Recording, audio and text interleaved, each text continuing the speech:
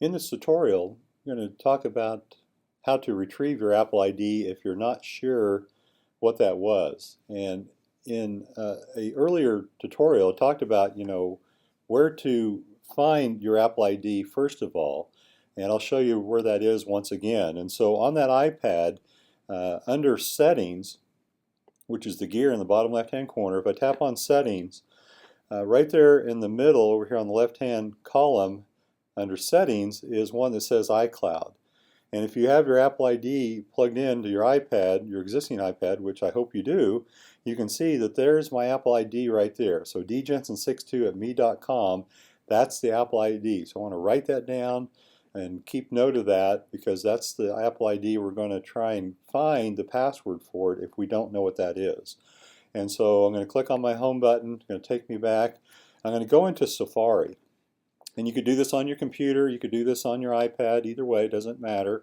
And I'm going to, up here at the top, I'm going to tap in the address bar and delete El Dorado Schools. I'm going to go to a website called iforgot.apple.com. And notice it's already got that populated in there for me, and because I've typed it in there before. I'm going to click on Go. And in this website, it's going to take me to a location where if you don't know what that password is, it's going to try and help retrieve it. When you created that password, it also asks you to set up some security questions. And so hopefully you can remember what those were, like, what street did your parents meet at, blah, blah, blah. And so those are some things that hopefully are going to help. And so I'm going to type in what my Apple ID is, because I know that.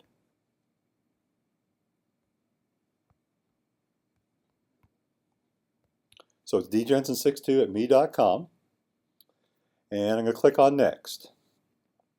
And then once I get there, I get some options. And if you know what the email is that you assigned to that, and maybe it was your school email, you could just have that password sent there, or you can reset it there. Or if you know what those security questions are, and that's an easier one, either one worked fine. I could go through either one of those. And so if I select email authentication, I can try and get an email to reset that password, or I could try and answer the security questions to get into that. So if I click on the security questions and click Next, it's going to ask for your birth date. Hopefully you put the correct information in there and you remember what that is.